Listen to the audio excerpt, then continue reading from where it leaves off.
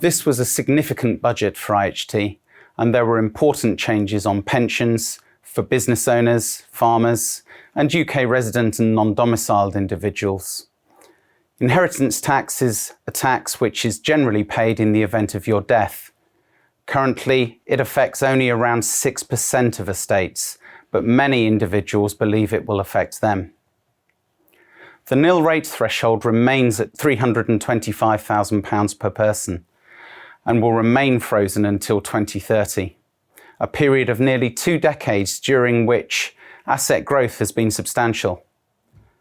The main residence nil rate band will also remain at £175,000, providing an additional nil rate band to the main nil rate threshold where people want to pass their main residence to their direct descendants.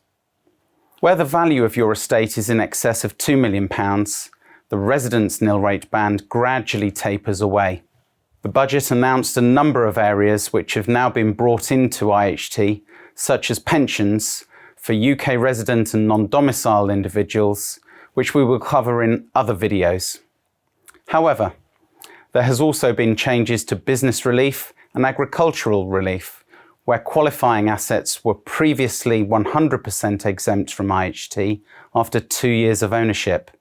Starting from April 2025, the exemption will only apply to the first £1 million combined.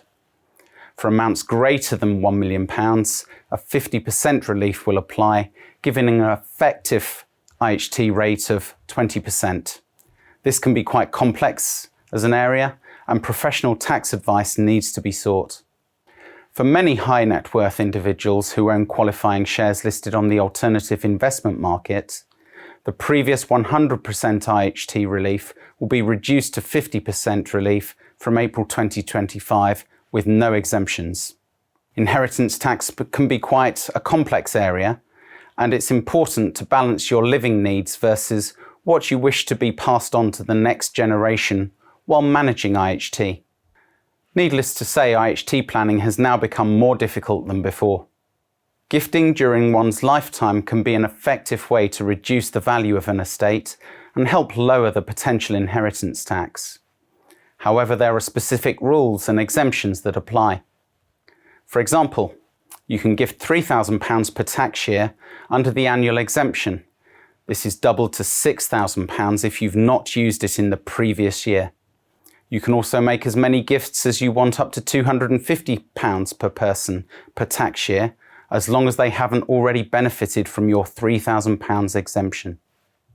There are allowances for gifts made for marriages from parents, from grandparents or great-grandparents, and smaller amounts for anyone else. Broadly, most direct gifts of capital are considered to be potentially exempt transfers, or PETs. These gifts will not be subject to IHT if the person making the gift survives for 7 years after having made it. If the cumulative value of gifts made within the previous 7 years exceeds the nil rate band, and death occurs between 3 and 7 years after making a PET, the tax owed on the excess over and above the nil rate band is reduced on a sliding scale over 7 years. This is known as taper relief. Trusts can also be very useful where you wish to gift and retain control over your assets and who may ultimately benefit. However, transfers to discretionary trusts are considered chargeable lifetime transfers and may incur an immediate 20% IHT charge if the value of the assets exceeds the nil rate band, as well as tax charges being due every 10 years and on death. Care needs to be taken under the gift with reservation rules. If a gift is made but the giver continues to benefit from it, for example, gifting a house but continuing to live in it rent-free, in this case it will be classified as a gift with reservation and it will still be considered part of the estate for IHT purposes. To avoid being classified as a gift with reservation of benefit, the giver must pay a market rent for continued use of the asset. Gifts which are made as part of your normal expenditure, as long as they don't affect your standard of living, are immediately exempt. To qualify, the gifts must be regular, must come from income, and should not impact your current standard of living. Gifts to charities and political parties are fully exempt from IHT, regardless of the amount.